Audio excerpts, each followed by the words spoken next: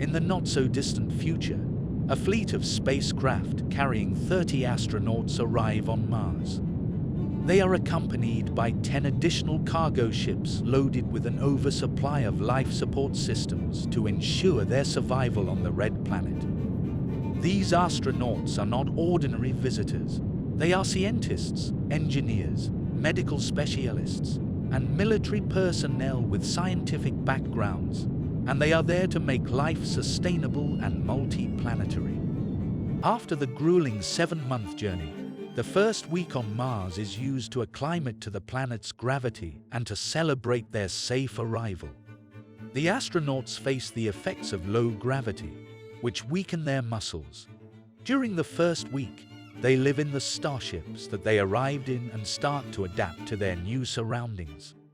Life on Mars is harsh, with an average temperature outside of -63 degrees Celsius or -81 degrees Fahrenheit, and wind storms that lift rust-colored dust into the atmosphere, covering the entire planet.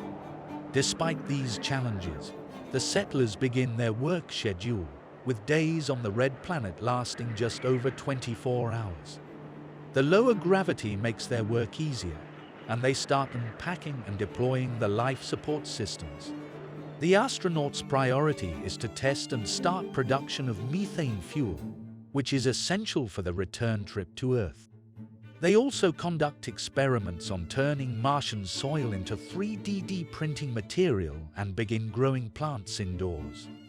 NASA has packed designer plants that have been genetically engineered to grow on Mars, and testing begins on the cyanobacteria transported from Earth. Crops such as rye, radishes, tomatoes, beans, carrots, and potatoes are grown, and the astronauts' waste is recycled as fertilizer for the plants. Meanwhile, SpaceX factories on Earth are producing 2 starships per week at a cost of $5 million each. 104 starships are built per year, and 216 starships are ready for each launch window. Since Earth and Mars orbit the Sun at different speeds, there is only a launch window every 2 years and 2 months when Earth and Mars are at their closest. During each launch window year, there are only a few days to launch, and the window ranges from only 30 minutes to 2 hours. Therefore, a combination of cargo and crewed starships are built and waiting, ready to be launched when the window opens. After over 2 years on the red planet, one Starship launches back to Earth, carrying the entire 30-person crew. They have successfully lived on Mars, paving the way for future space exploration and colonization. Upon the arrival of the second group of settlers, humans become the dominant population on Mars, surpassing robots. The crew now includes an architect, as well as 4 individuals who have paid $50 million each for the privilege of joining the mission. In addition to scientists, engineers, and botanist farmers, the first small permanent greenhouse domes are constructed, providing an increase in locally grown produce. This development reduces the amount of food that needs to be transported from Earth on future missions. Meanwhile, SpaceX is building the Depot X, the first permanent dedicated fueling station on Mars.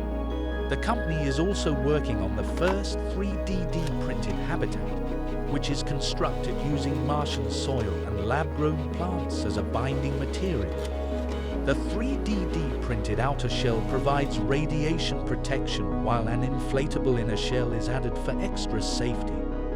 The communications and life support systems for the new habitat are created by deconstructing parts from one of the starships.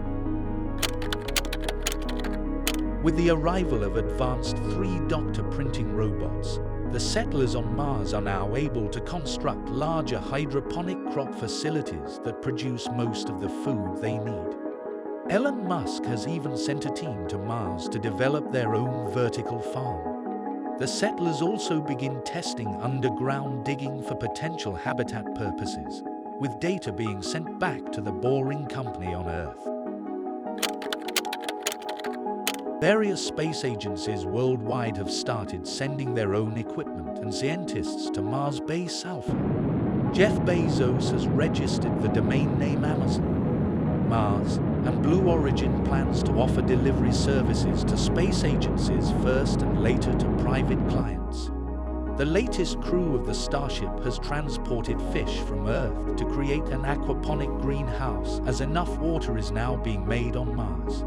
The first funeral takes place, and the settlers' ashes are cremated and spread across the Martian landscape.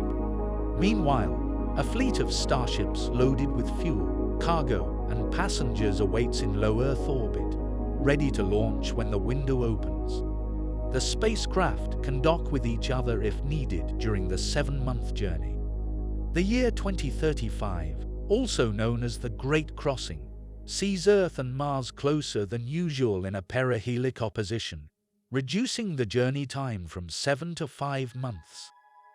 Hundreds of settlers arrive on the Red Planet, and industrial-scale 3D printers are used to grow the base autonomously. The international habitat expands, becoming a town-sized settlement of interconnected domes. The construction of the first Martian hospital begins, and an increasing number of people choose to remain on Mars as more facilities are built. A new milestone is reached as the first group of people arrive on Mars with the intention of staying there permanently.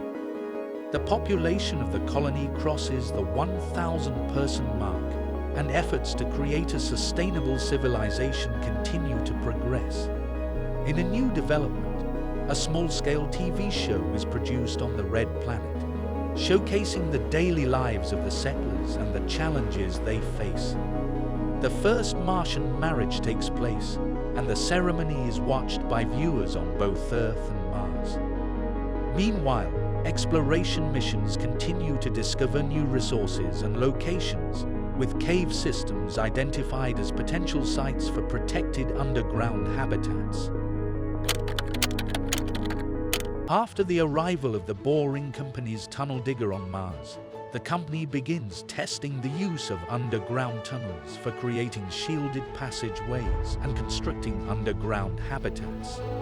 This marks the beginning of Elon Musk's Boring Mars Company. Robotic bases are now established at various locations further away from the main base, serving as mining outposts. Nations begin constructing smaller habitats that eventually become embassies on Mars. Architects shift their focus from purely functional structures to expressive symbols of national pride. In addition, further advancements are made as the first person is born on Mars. Scientists closely study the health of both the mother and baby in this groundbreaking event. With the progress made in creating underground habitats and the birth of a new Martian, the future of space exploration is looking brighter than ever before.